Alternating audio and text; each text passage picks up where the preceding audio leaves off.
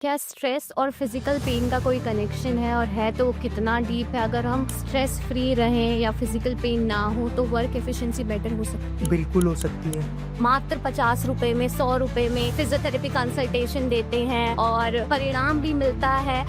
तो लोग क्या करते हैं, उस मशीन को सिर्फ चलाना सीख लेते हैं और वो 50 रुपए वाली फिजियोथेरेपी की कहानी शुरू होती है। सर, गर्ल्स क्या करती हैं, मोस्टली साइड बैग्स का यूज़ करती हैं जिनसे उसके शोल्डर पे बहुत ज़्यादा बर्डन होता है। तो क्या ये सही है या लॉन्ग रन में बहुत हार्मफुल हो सकता है? अपना हाँ। पर्स कैरी कर रहे हो या बैग कैरी कर रहे हो तो होता क्या है कि ना स्पाइन में चेंजेस आने शुरू हो जाते हैं और वो कंडीशन लॉन्ग टर्म में डेवलप हो जाती है स्पोलियोसिस में।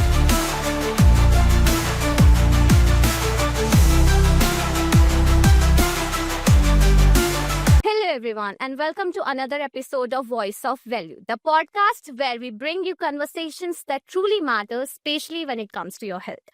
आज का एपिसोड बहुत ही इंटरेस्टिंग होने वाला है क्योंकि आज हम बात करने वाले हैं एक ऐसे डॉक्टर से जो सिर्फ मेडिसिन के थ्रू ही नहीं बल्कि मूवमेंट और थेरेपी के थ्रू हीलिंग करते हैं। ही इज अ फिजियोथेरेपिस्ट जो पेशेंट को दर्द से रिलीफ देते हैं, उनकी लाइफ को हेल्दी और एक्टिव बनाने में मदद करते हैं। Let's welcome doctor Varun Saini, a leading physiotherapist from Faridabad with years of expertise in treating posture and pain related issues. Sir, आपका पॉडकास्ट में हार्दिक स्वागत है। Thank you team voice of value for inviting me on this podcast. Listeners, आज हम बात करने वाले हैं फिजियोथेरेपी होती क्या है, ये आपकी लाइफ में क्यों बेनिफिशियल है और क्या रोल प्ले करती है। तो चलिए शुरू करते हैं। सर, मैं सबसे पहले जानना चाहूंगी, बहुत लोगों को कंफ्यूजन होती है कि व्हाट एग्जैक्टली फिजियोथेरेपी इज और ये बाकी मेडिकल ट्रीटमेंट से कैसे अलग है। फिजियोथेरेपी एक ऐसी हम थेरेपी बोल सकते हैं जिसमें हम आपकी मूवमेंट पे काम करते हैं, आपकी रेंजेस पे काम करते हैं, आपकी स्ट्रेंथ पे काम करते हैं। आजकल फिजियोथेरेपी वो कोई भी फील्ड हो, सब फील्ड में इम्पॉर्टेंट है। चाहे हम बात करें आईसीयू से लेके ऑपरेशन के बाद की फिजियोथेरेपी। आईसीयू में फिजियोथेरेपी इसलिए ज़रूरी है क्योंकि जो पेशेंट बेड पे होते हैं, जो वेंटिलेटर पे होते हैं, उनके जॉइंट बहुत जल्दी स्टिफ हो जाते हैं। तो उस स्टिफनेस को बेटर करने के लिए हम रेंज ऑफ मूवमेंट एक्सरसाइजेस कराते हैं आईसीयू के अंदर। हम चेस्ट फिजियोथेरेपी कराते हैं ताकि चेस्ट के अंदर कफ ना जमे, पेशेंट को हम बेटर मूवमेंट प्रोवाइड करा सके ऑन बेड। और अगर हम बात करें आफ्टर सर्जरी की, तो सर्जरी के बाद होता क्या है, जॉइंट स्टिफ हो जाता है क्योंकि उस जॉइंट की मूवमेंट बहुत लिमिटेड रह जाती है। तो उस लिमिट को बढ़ाने के लिए, उस रेंज को बढ़ाने के लिए फिजियोथेरेपी, चाहे आपके पेन को बेटर करने की बात हो या आपकी रेंज को बेटर करने की बात हो, आजकल फिजियोथेरेपी हर एज में ज़रूरी है, हर लाइफ़स्टाइल के लोगों के लिए ज़रूरी है, चाहे वो बुज़ुर्ग हों, चाहे वो जवान हों।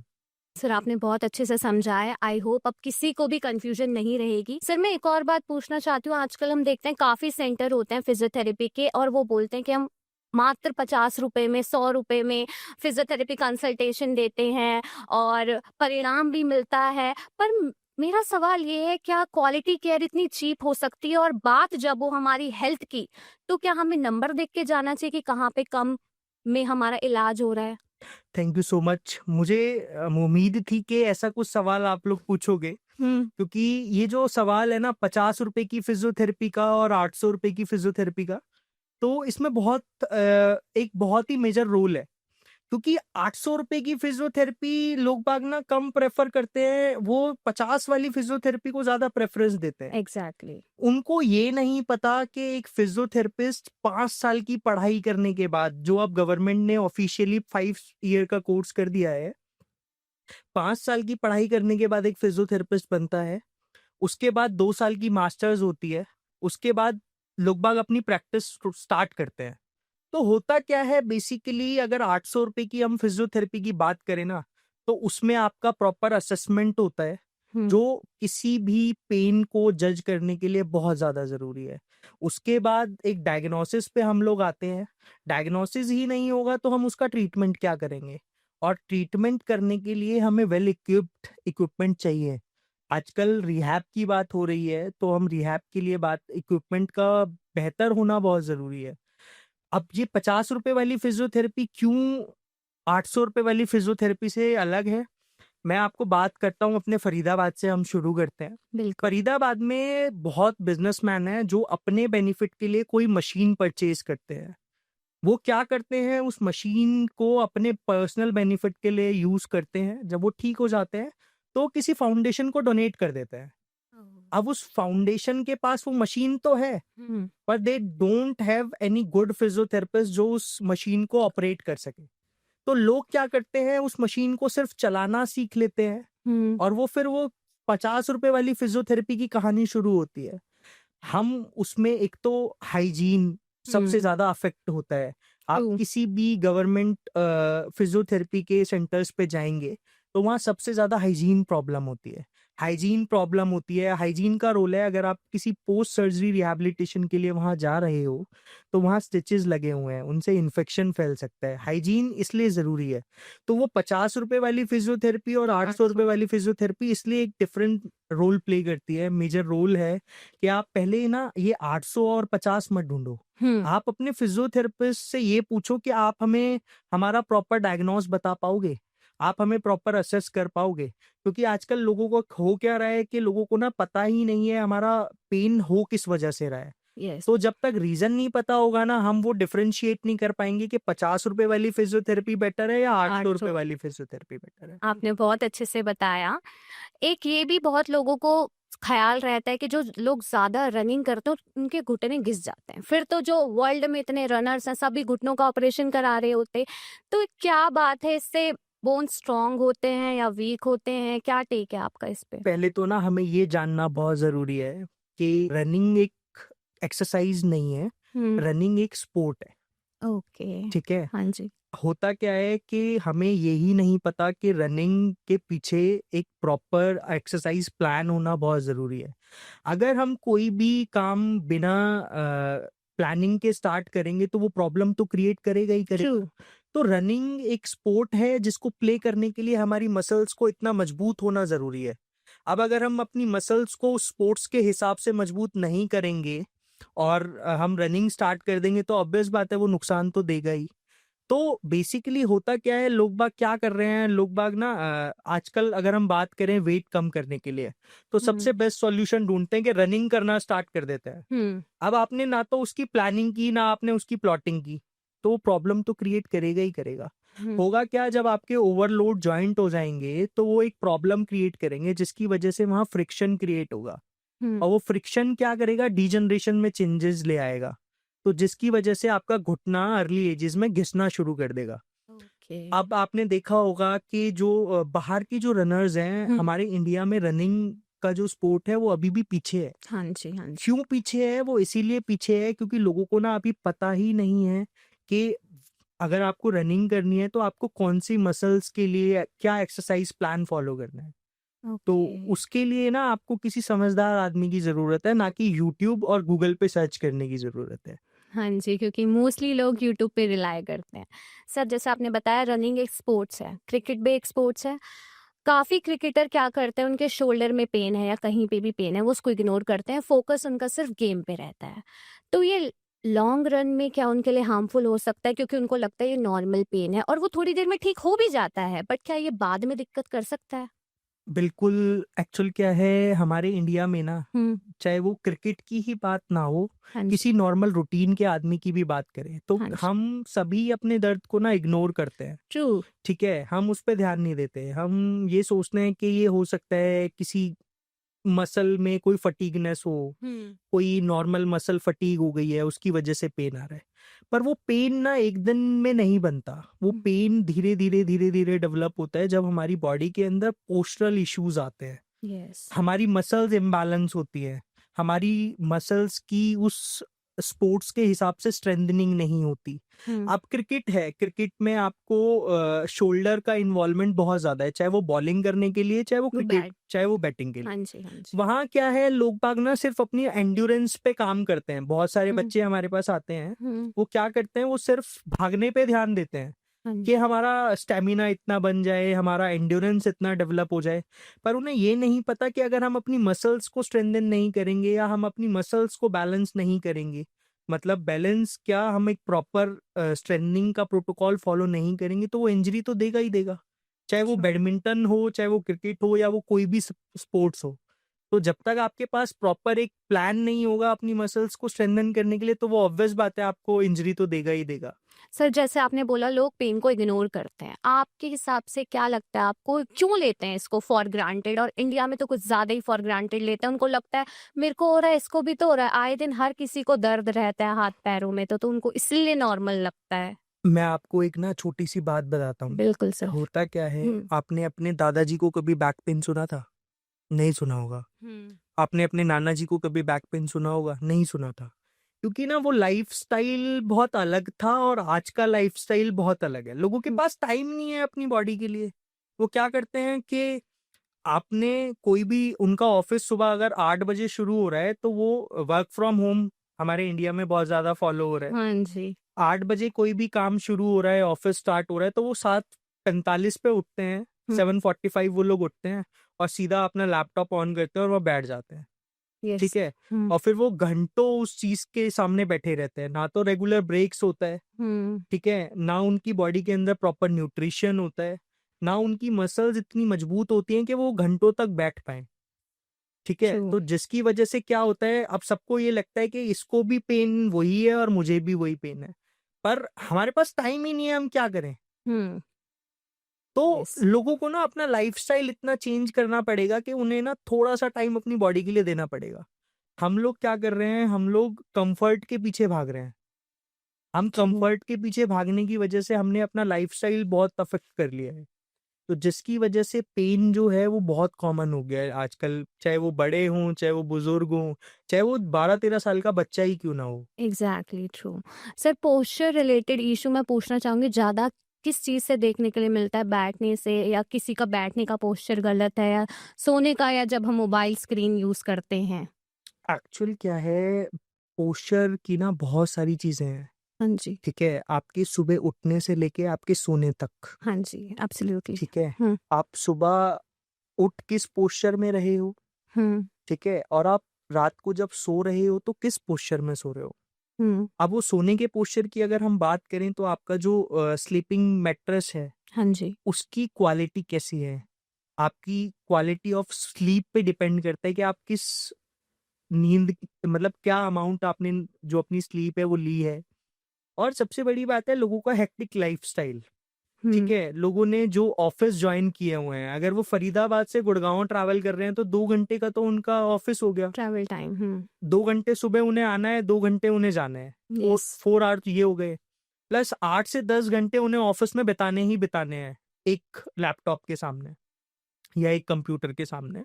अब वो 8-10 घंटे एक एक ही पोस्चर में बैठे रहना, फिर 4 घंटे का ट्रैवल पूरे दिन में, तो 14 घंटे का जो पोस्चर रिलेटेड है, इससे क्या है आपकी स्पाइन पे लोड आ रहा है, इससे आपकी नेक पे लोड आ रहा है, इससे आपकी जो ग्लूट्स की मसल्स हैं, वो इनएक्टिव हो रही है। तो एक कंबाइंड चीज़ फिर एकदम से क्या होता है, धीरे-धीरे, धीरे-धीरे एक पेन की शेप ले लेती है। एग्जैक्टली। जिससे क्या है स्पाइन में बहुत सारे पोस्चरल इश्यूज आ जाते हैं। स्पाइन की शेप चेंज होने लगती है, स्कोलियोसिस आज की डेट में छोटे बच्चों से देखना शुरू हो जाता है। तो वो हम्म। छोटा बच्चा हो या 50 साल का आदमी हो, स्पाइन पे जब लोड आता है तो स्पाइन एक ऐसी चीज़ है जिसको हम ये कह सकते हैं कि सारे शरीर को कंट्रोल वही कर रही है। ट्रू। जब तक आपकी कमर मजबूत नहीं होगी, आपको चलना हो, आपको बैठना हो या आपकी कोई भी एक्टिविटी हो, सब में बैक की जो मांसपेशियाँ हैं वो आपको एक अलग से स्ट्रेंथ प्रोवाइड करती है। यस। आपने जैसे बोला स्पाइन इज वेरी इंपॉर्टेंट, एक सेइंग भी है, you are as young as your spine. और आजकल तो यंग जनरेशन की ही स्पाइन की हालत खराब है। तो मैं ये पूछना चाहूंगी अब सर, ऐसी कौन सी 3 गलतियां हैं जो लोग करते हैं while working, while spending more and more time on laptops? लोग क्या करते हैं अपने ना पोस्चर के बारे में नहीं जानते कि हमारा पोस्चर क्या है, हमें अपने पोस्चर के लिए क्या करना चाहिए। बेसिकली क्या है जो पेन बनता है वो खराब पोस्चर की वजह से बनता है, ठीक है? अब एब्सोल्युटली। पोस्चर खराब है उसके लिए हम क्या कर सकते हैं, रेगुलर इंटरवल ब्रेक्स ले सकते हैं। रेगुलर इंटरवल ब्रेक के साथ-साथ अगर हम अपने न्यूट्रिशन का ध्यान दें, हम अपनी बॉडी को हाइड्रेटेड रखें और साथ के साथ हम ना अपने थोड़े से कम्फर्ट पे ध्यान रखें। कि हमारी जो चेयर है वो हमें वो कंफर्ट दे रही है। हम्म। अब हमारा जो एक डेस्क स्टेशन है जहाँ वर्क प्लेस है जहाँ पे हम काम कर रहे हैं, तो बेसिकली होना क्या चाहिए कि ना हमारा वो पोस्चर खराब स्लाउच पोस्चर ना हो। हम चेयर हम्म के साथ पीछे बैक लगा के बैठे हैं, प्रॉपर पोस्चर में बैठे हैं। तो हम्म इन सब चीज़ों को जानना बहुत ज़्यादा ज़रूरी है हमारे लिए। हाँ जी, बिल्कुल आपने सही कहा। सर मेरे को एक ये डाउट है, क्या स्ट्रेस और फिज़िकल पेन का कोई कनेक्शन है, और है तो कितना डीप है? अगर हम स्ट्रेस फ्री रहें या फिज़िकल पेन ना हो तो वर्क एफिशिएंसी बेटर हो सकती है? बिल्कुल हो सकती है। लोगों को आजकल 90% जिनको स्ट्रेस है ना, उनको बेसिकली स्ट्रेस होने की वजह से पोस्चर रिलेटेड इश्यू डेवलप हो रहे हैं। हाउ? होता क्या है कि लोग ना घंटों टाइम स्पेंड कर रहे हैं किसी भी चीज में, कोई भी एक्टिविटी है उसमें घंटों इन्वॉल्व हो रहे हैं, चाहे वो हुँ, उनका काम हो या लॉन्ग ट्रैवलिंग हो। तो अब ट्रैवलिंग के दौरान भी एक स्ट्रेस तो बन ही रहा है। आप श्योर। मेंटली वीक हो रहे हो, आपको एक एक लोड है कि आपको ये काम करना है, हुँ, आपके ऑफिस के टारगेट पूरे करने हैं। हाँ जी। तो अब वो मेंटल स्ट्रेस क्या कर रहा है, मेंटल स्ट्रेस होने की वजह से आपकी मसल बहुत ज्यादा टाइट हो रही हैं, हुँ, मसल्स अपने आप को फटीग फील कर रही हैं। अब आप यस। ब्रेन को यूज कर रहे हो, ब्रेन के साथ साथ आपकी बैठने में मसल भी तो इन्वॉल्व हो रही है। अगर आप घंटों ऑफिस के टारगेट पूरे कर रहे हो तो आपकी मसल्स का इन्वॉल्वमेंट भी तो है। मसल्स का इन्वॉल्वमेंट है तो वो स्ट्रेस को डेवलप कर रहे हैं। तो एक नया रूप ले रहा है ये पोस्चर स्ट्रेस, चाहे वो मेंटल स्ट्रेस हो चाहे वो फिजिकल फिज़िकल स्ट्रेस हो। स्ट्रेस हो। तो हमें अपनी फिज़िकल और मेंटल हेल्थ का, दोनों का ध्यान रखना इक्वली इम्पोर्टेंट है। बिल्कुल। सर एक ये डाउट रहता है, वर्कआउट के बाद क्या हमें कोल्ड शावर लेना चाहिए या वार्म शावर लेना चाहिए? दोनों का रिलैक्सेशन और रिकवरी पे क्या फ़र्क पड़ता है? कोल्ड शावर और हॉट शावर ना, एक मतलब कोल्ड पैक बोल देता हूँ मैं या हॉट पैक बोल देता हूँ, हुँ, कोल्ड हुँ, शावर या हॉट शावर। हुँ, लोगों को ना अभी पता ही नहीं है कि कोल्ड का क्या इंपॉर्टेंस है और हॉट हॉट, का क्या इंपॉर्टेंस है। एग्ज़ैक्टली। कोल्ड शावर क्या करता है, जब आप जिम में जाते हो, हाँ आप जी। जिम के बाद अगर कोल्ड शावर लेते हो तो वो क्या करता है, आपकी मसल्स में जो सोरनेस डेवलप हो रही है हुँ, उस सोरनेस को नहीं बनने देता। अच्छा। ठीक है। हुँ, और हॉट शावर अगर आप लेते हो तो वो क्या करता है, आपकी मसल्स को लूज कर देता है। हुँ, मसल्स को लूज करने के बाद क्या होता है, मसल्स का ब्लड का फ्लो बढ़ जाता है, ओके। जिससे क्या है, ब्लड जो मसल्स आपकी टाइट होनी थी वो टाइट नहीं होंगी। टाइट नहीं होंगी तो मूवमेंट अच्छी रहेगी। तो हुँ, दोनों का अलग अलग रोल है। अगर आपको कोई भी इंजरी हुई है तो आप उस इंजरी के लिए हॉट पैक लेने की बजाय आप कोल्ड कोल्ड पैक। पैक लो। और अगर आपकी मसल्स टाइट है, आपको हुँ, फील हो रहा है कि आप बहुत देर से बैक में बैठे हो, एक ही पोस्चर में बैठे हो, हुँ, आपकी वो एरिया की मसल्स टाइट हो गई, तो तो उसके लिए आपको हॉट पैक लेना चाहिए। आपको हॉट प्रेफरेंस रखनी चाहिए एज पर कोल्ड। तो उससे होगा क्या, उस एरिया का ब्लड फ्लो बढ़ेगा मसल्स में। बेसिकली ब्लड फ्लो बढ़ने से क्या होगा, मसल्स थोड़ा सा रिलैक्स फील करेंगी। Sir very well explained. अब दोनों में डिफरेंस अच्छे से समझ आ गया। Sir my next question is, women को मेन के कंपैरिजन में लोअर बैक पेन ज़्यादा क्यों होता है? क्या इसके पीछे कोई बायोलॉजिकल रीज़न है या लाइफस्टाइल इशू? वुमेन्स को बैक इशू इसलिए भी होता है क्योंकि वुमेन जो होती है हमारी, इंडियन वुमेन, या बात करें महिला की बात करते हैं तो हाँ जी। महिलाओं को क्या होता है, फीमेल्स में बेसिकली हार्मोनल चेंजेस होते हैं। ट्रू। फीमेल्स में हार्मोनल चेंजेस होने की वजह से क्या होता है कि जो मसल्स होती है वो वीक हो जाती है। फीमेल्स में जब हार्मोनल चेंजेस होते हैं तो न्यूट्रिशन डेफिसिट हो जाती है फीमेल्स की बॉडी। तो जब फीमेल्स की बॉडी न्यूट्रिशनल वैल्यू से थोड़ी सी डेफिसिट होती है तो होता क्या है कि फीमेल्स में बहुत सारे पोस्चर रिलेटेड इश्यूज बनने शुरू हो जाते हैं। हाँ तो जी। जिसकी वजह से देखा गया है कि जो वुमेन्स हैं उन्हें बैक पेन का इशू, नेक पेन का इशू बहुत ज़्यादा है। चाहे फीमेल्स की कोई भी एक्टिविटीज़ हो, चाहे वो एक हाउस होल्ड विमेन। विमेन हो या ऑफिस जाने वाली वुमेन हो। वुमेन जो ऑफिस में काम कर रही है बैठने की वजह से उसे भी बैक एक इशू है, और और एक हाउस को जो घर को संभाल रही है फीमेल, उसे भी बैक एक की इशू है। तो वो सारी इशू क्या है, फीमेल्स को वो न्यूट्रिशनल वैल्यू प्रोवाइड नहीं हो रही। हुँ, फीमेल्स अपनी न्यूट्रिशनल वैल्यू को फुलफिल नहीं कर पा रही, जिसकी वजह से ना वो ये बैक पेन नेक पेन का issue day to day life routine में फेस कर रही है। सर कैसे वो अपनी न्यूट्रिशनल वैल्यू बढ़ा सकती हैं? उन्हें पहले तो ये जानना बहुत ज़रूरी है कि उनकी जो बॉडी है उनकी रिक्वायरमेंट क्या है। उसके हुँ, लिए आपको एक अच्छे न्यूट्रिशनिस्ट की ज़रूरत है, ओके। जो आपकी वैल्यू में आपकी जो नीड ऑफ हुँ, एनर्जी है, उसके एक्सपेंडिचर को कैलकुलेट करके ये बता पाए हाँ कि जी। आपको इतनी न्यूट्रिशनल वैल्यू कंज़्यूम करनी है और इतनी की आपकी डेली की रिक्वायरमेंट है। जब आपको अपनी रिक्वायरमेंट पता होगी तो आप उसको फुलफिल अच्छे से कर पाओगे ना, आपको पता ही नहीं है तो आप उस पे काम कैसे करोगे? Very well set. Sir girls क्या करती हैं, मोस्टली साइड बैग्स का यूज़ करती हैं जिनसे उसके शोल्डर पे बहुत ज़्यादा बर्डन होता है। तो क्या ये सही है या लॉन्ग रन में बहुत हार्मफुल हो सकता है? लॉन्ग रन में होता क्या है, जब आप एक साइड अपना बैक। पर्स कैरी कर हाँ रहे हो जी। या बैग कैरी कर रहे हो तो होता क्या है कि ना स्पाइन में चेंजेस आने शुरू हो जाते हैं और वो कंडीशन लॉन्ग टर्म में डेवलप हो जाती है स्कोलियोसिस में। ओह। लॉन्ग टर्म में जब स्पाइन में चेंजेस आते हैं वो scoliotic condition after some time हुँ। बहुत वर्स कंडीशन का रूप ले लेगी। वो आपकी डे टू डे लाइफ को अफेक्ट करना शुरू कर देगी। तो शॉर्ट टर्म में तो उसका कोई साइड इफेक्ट नहीं है, पर हाँ अगर हम बात करें लॉन्ग टर्म की तो लॉन्ग टर्म में उसका बहुत ज़्यादा इफेक्ट है। तो क्या बिल्कुल ही यूज़ नहीं करना चाहिए? बिल्कुल यूज़ नहीं करना, ऐसा तो मैं आपको नहीं कहूँगा कि आपको हुँ। बिल्कुल यूज़ नहीं करना चाहिए। आपको थोड़ा-सा ना अपने बॉडी की रिक्वायरमेंट के हिसाब से यूज़ करना चाहिए। अगर आप एक ही शोल्डर पे यूज़ करोगे, आपकी आदत है एक ही साइड यूज़ करने की, तो वो साइड तो अफेक्ट होगी, ऑब्वियस बात है अफेक्ट हुँ, होगी। हुँ, हुँ। तो आपको ध्यान देना चाहिए कि आप उसको चेंज करते रहो, ओके। ठीक है? आप हुँ। शोल्डर बैग की जगह हैंड बैग भी कैरी कर सकते हो। True, true. तो वो आपको अपनी नीड के हिसाब से ना अपने आप को एडजस्ट करना आना चाहिए कि आपकी बॉडी की नीड क्या है, आपकी बॉडी किस चीज़ को अडैप्ट कर रही है और किस चीज़ को मना कर रही है। बॉडी के सिग्नल्स को समझना है ओवरऑल। सर हाई हील्स काफ़ी ट्रेंड में है, ऑलमोस्ट हर लड़की हाई हील्स पहनती है और पेंसिल हील्स तो कुछ ज़्यादा ही।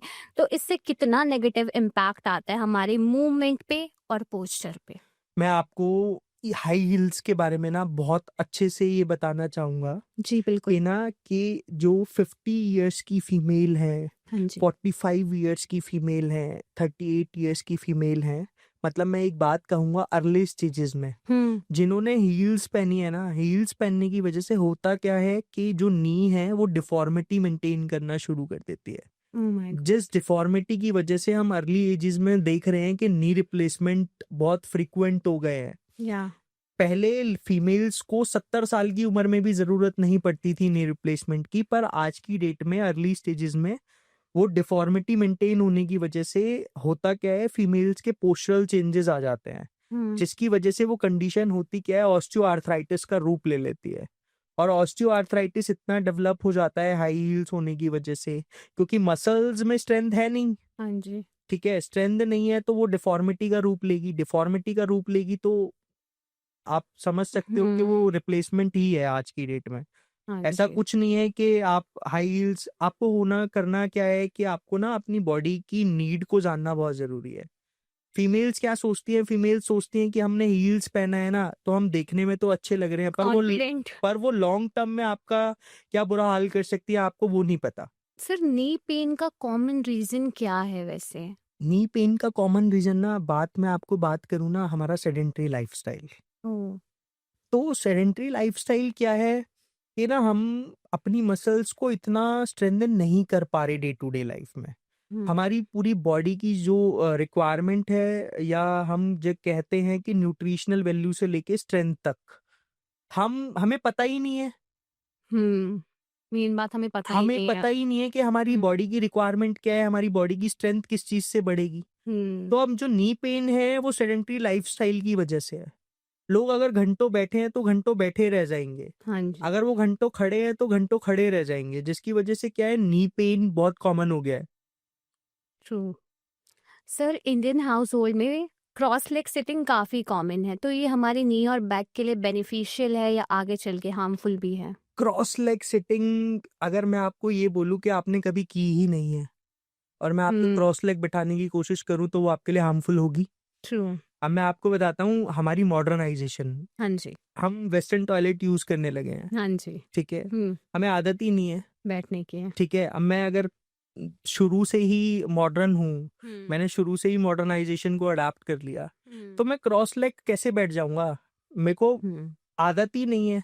अभी हम बात कर रहे हैं कि हमारी बॉडी के अंदर अडैप्टेशन पावर होती है। हाँ जी। जो चीज़ हमने अडॉप्ट की ही नहीं है, वो हमें नुकसान तो देगी देगी ना। हुँ। अब अगर मैं बात करूँ कि विमेन्स का क्या है, उनकी डे टू डे लाइफस्टाइल, हम्म। आजकल अडेप्टेशन इतनी हो गई है, वो मोव वाला पोछा आ गया है, हाँ जी। ठीक है, वो खड़े खड़े पोछा लगाती हैं। हम्म। तो फीमेल के अंदर बेसिकली, फीमेल हो या मेल हो, हम्म। मैं ये बात नहीं करता कि फीमेल्स ही पोछा लगाएंगी या मेल्स ही पोछा लगाएंगी। तो बेसिकली होता क्या है कि हमने ना वो चीज अडाप्ट नहीं की, हाँ जी। ठीक है। पहले होता क्या था, हर चीज के लिए ना ह्यूमन खुद इन्वॉल्व होता था, तो धीरे धीरे मसल्स अपने आप को अडाप्ट करती थी।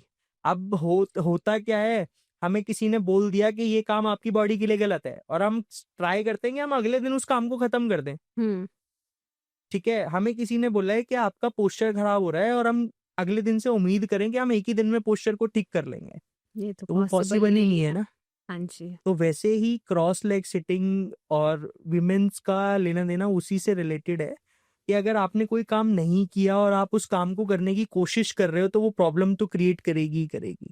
बिल्कुल सर। सर एक और ये बहुत कॉमन हो चुका है आजकल, क्या हो रहा है, जो स्टूडेंट्स हैं चाहे वो कॉलेज गोइंग हो चाहे वो स्कूल गोइंग हो, वो मोस्टली अपना नोटबुक या लैपटॉप में काम करते हैं तो बेंड होके करते हैं, नेक बेंड करके करते हैं।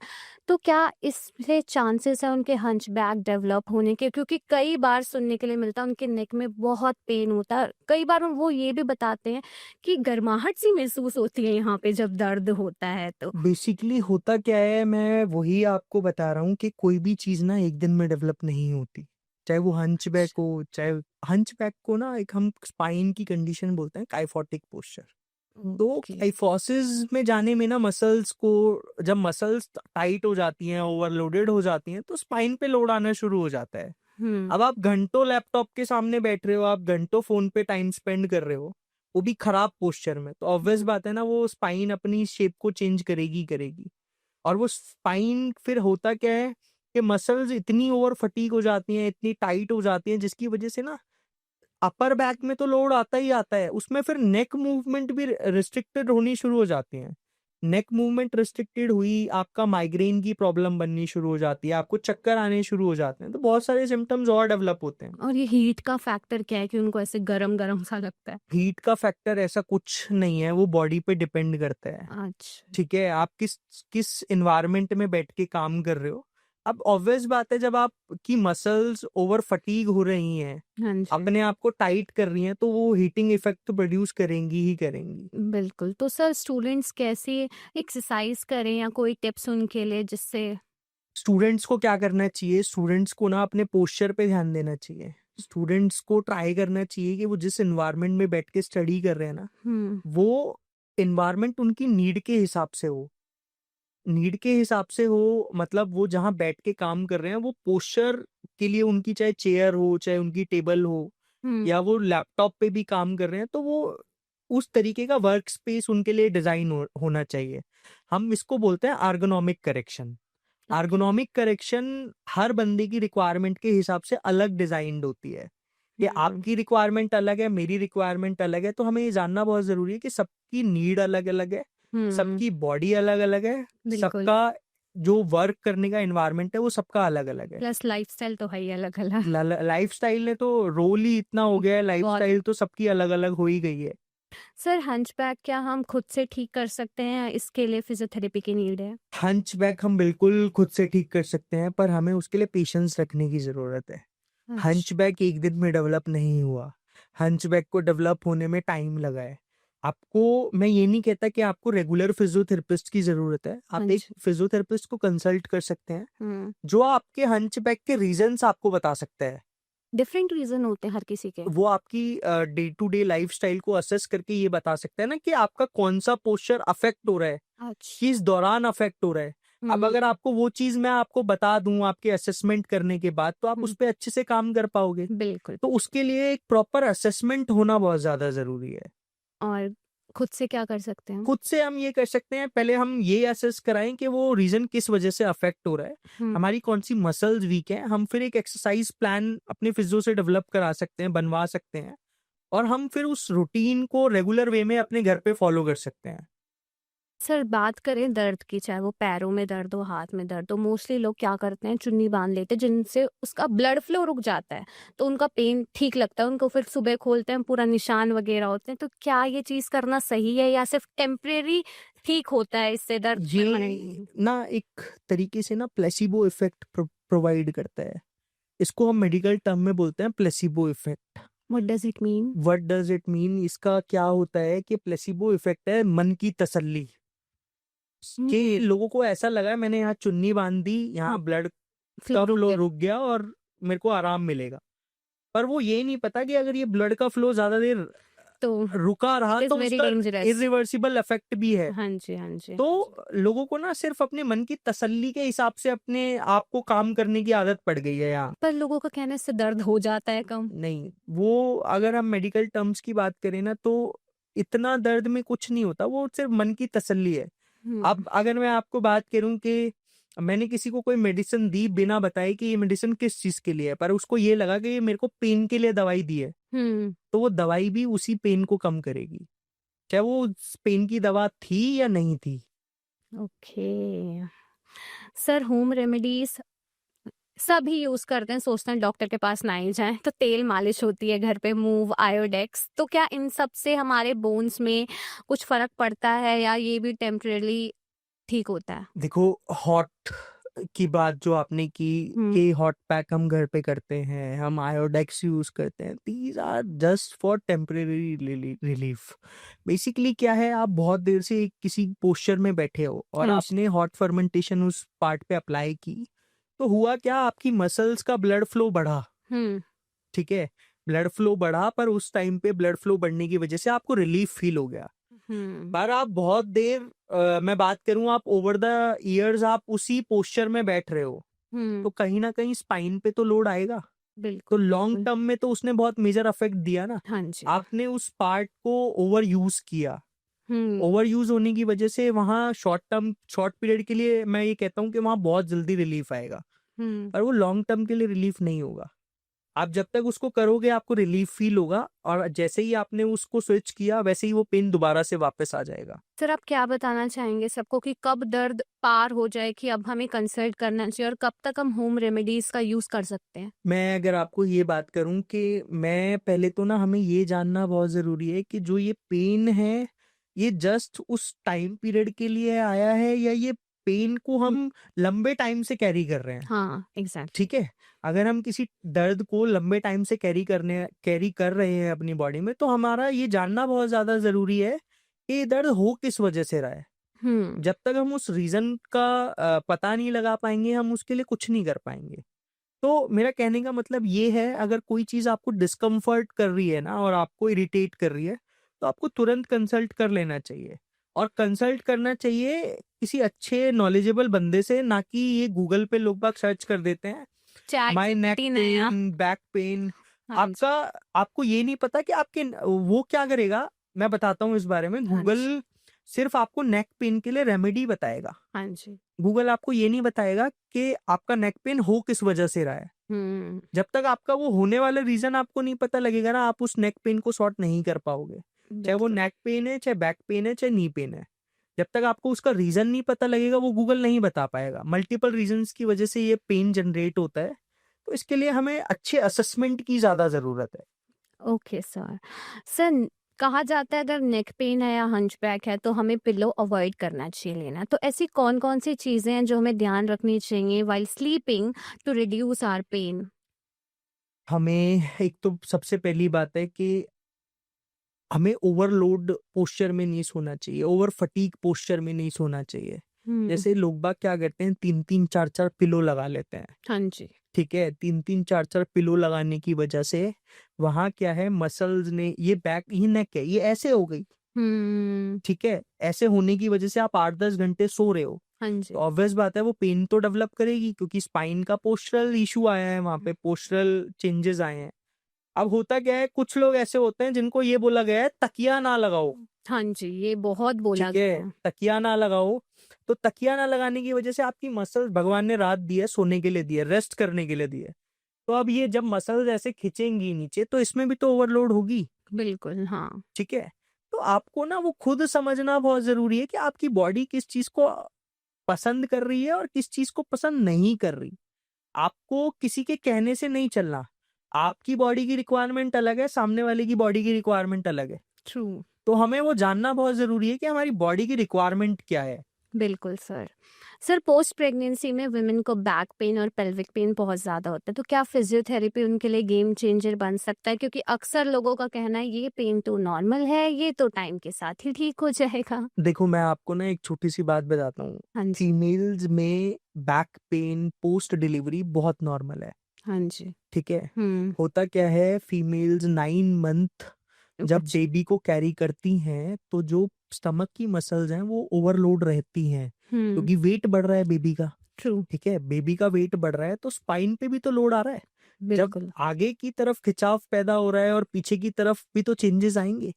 तो जिसके बाद क्या होता है, डिलीवरी होने के बाद फीमेल्स में पोस्चरल इश्यू रह जाते हैं, जिन पे कोई ध्यान नहीं देता, ठीक है? ना ध्यान देने की वजह से वो लॉन्ग टर्म में होता क्या है, फीमेल्स हमारे पास आती हैं ट्रीटमेंट के लिए, वो यही बोलती है कि पोस्ट डिलीवरी मेरे को बैक पेन बन गया, मेरे को नेक पेन बन गया। क्यों? क्योंकि during the time of delivery किसी ने उस चीज़ पे ध्यान ही नहीं दिया। बिल्कुल। किसी को पता ही नहीं है कि फिजियोथेरेपी या एक्सरसाइज फीमेल की during the time of delivery तक क्या रोल प्ले कर सकती हैं। तो टाइमली फिजियोथेरेपी इम्पोर्टेंट बिल्कुल है। ज़रूरी है। सर इंडिया में क्या है, लोग ऑर्थोपेडिक को कंसल्ट करते हैं, नी रिप्लेसमेंट हो जाती है, उनके बाद स्किप कर देते हैं ये वाला पार्ट कि भाई हमें अब आगे भी ध्यान देना है, और इग्नोर कर देते हैं। तो आप इस पे क्या कहना चाहेंगे? देखो, मैं आपको ना इसके बारे में शाम तक बता सकता हूँ, ठीक है? नी रिप्लेसमेंट हमारे इंडिया में नहीं है, ओवरऑल इंडिया से बाहर के मतलब वर्ल्ड के लोगों में ना नी रिप्लेसमेंट बहुत कॉमन हो गया है, ठीक है? लोग क्या करते हैं, अच्छे ऑर्थोपेडिशियन को तो ढूंढते हैं पर अच्छे फिजियोथेरेपिस्ट को नहीं ढूंढते, एग्जैक्टली। हाँ जी। ठीक है?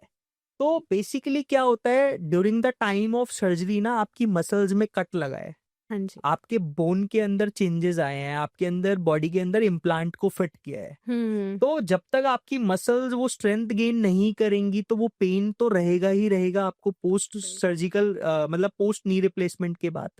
तो लोगों को ना ये जानना बहुत जरूरी है कि जितना आपके अच्छे डॉक्टर की सर्जरी का होना बहुत जरूरी है, उतना ही। उतना एक अच्छे फिजियोथेरेपिस्ट से आपकी फिजियोथेरेपी का होना भी जरूरी है। बिल्कुल सर, आपके एक्सपीरियंस के अकॉर्डिंग आपको क्या लगता है, क्या एक मिसकंसेप्शन है लोगों के दिमाग में रिलेटेड टू फिजियोथेरेपी? देखो, मैं बताता हूँ आपको कि लोग क्या करते हैं, लोगों को ये लगता है कि अगर हमने नी रिप्लेसमेंट कराया है हाँ जी। और हम किसी फिजियोथेरेपिस्ट को बुलाएंगे ना, तो वो हमारे घुटने को मोड़ना शुरू कर देगा। हाँ, ऐसा लगता मोड़ने से हो सकता है हमारे स्टिचेस खुल जाए, है। हमारे स्टिचेस में से खून आना शुरू हो जाए।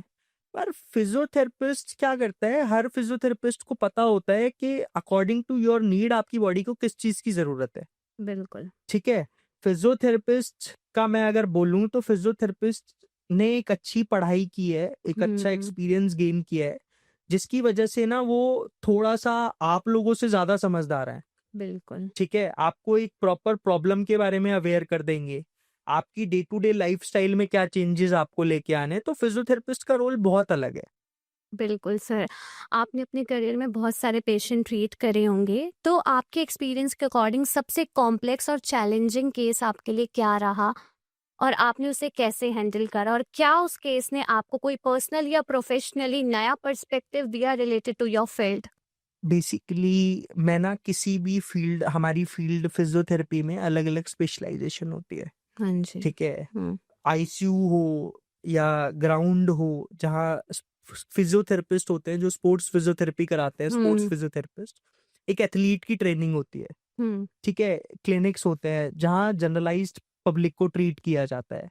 तो हर फील्ड में ना फिजियोथेरेपी का अपना एक अलग रोल है। हम किसी भी फील्ड को जस्टिफाई नहीं कर सकते अकॉर्डिंग टू देयर नीड्स। अब किसी पेशेंट को स्ट्रोक हुआ है, ठीक है? वो स्ट्रोक हुआ, उसके बहुत सारी बॉडी के अंदर चेंजेस आए, ठीक है? तो बेसिकली न्यूरो फिजियोथेरेपिस्ट क्या कर रहे हैं, उनको इमोशनल स्ट्रेंथ भी प्रोवाइड कर रहे हैं और फिजिकल स्ट्रेंथ के लिए एक्सरसाइजेस भी करा रहे हैं। अब स्पोर्ट्स फिजियोथेरेपी की मैं बात करूं, किसी एथलीट्स को इंजरी हुई तो एथलीट को रिकवर करने के लिए एक फिजियोथेरेपिस्ट ने उसको इमोशनल सपोर्ट भी दिया और उस during the time of recovery भी हेल्प की, जिसकी वजह से क्या है, हर फील्ड अपनी फील्ड से एक अलग-अलग सबका एक अलग-अलग रोल हमने देखा है। अब आईसीयू में कोई पेशेंट है, हाँ जी। आईसीयू में कोई पेशेंट है, उसे फिजियोथेरेपी मतलब उसका जॉइंट स्टिफ ना हो, हुँ, उसकी बॉडी के अंदर कोई दिक्कत ना आए, तो हम आईसीयू में भी फिजियोथेरेपी करा रहे हैं। तो हर फिजियोथेरेपी की जो फील्ड है वो अपने से अलग है। ओके, सबका एक अलग रोल है, तो हम किसी को भी ऐसे स्पेसिफिक नहीं बोल सकते या मैंने ये नहीं कह सकता कि कौन-सा केस डिफ़िकल्ट था। हर एक केस एक नया चैलेंज प्रोवाइड करता है। हर बिल्कुल, केस से कुछ नया सीखने को मिलता है, हर एक आदमी से कुछ नया सीखने को मिलता है। हर पेशेंट हमें कुछ नया सिखा के जाता है। बिल्कुल सर, आपने इतनी अच्छी बात बोली है। सर, आखिरी मैसेज जो आप सभी को देना चाहेंगे? मैं सभी को ये बताना चाहूँगा कि आप अपने डे टू डे लाइफ़स्टाइल में ना, हुँ, आप ये जानिए कि कौन-सी चीज़ आपके फ़ायदे के लिए है, कौन-सी चीज़ आपको नुकसान दे रही है। तो कंफर्ट के पीछे भागने की बजाय ना आप अपनी बॉडी की स्ट्रेंथ के पीछे भागिए। बिल्कुल। जब तक आपकी बॉडी की स्ट्रेंथ मेंटेन रहेगी, तो आपको कंफर्ट अपने आप मिलता रहेगा। आप कंफर्ट के पीछे भागेंगे, ना तो आप अपनी स्ट्रेंथ को मेंटेन रख पाएँगे और ना अपने आप लाइफ़स्टाइल को मेंटेन रख पाएँगे। Thank you so much for joining thank us, you, sir. It was really a pleasure to have you on this episode. Thank you. To all our lovely listeners, this is it for today. I'm Kanishka Khanduri signing off. Until next time, stay safe, stay healthy, stay fit. Thank you.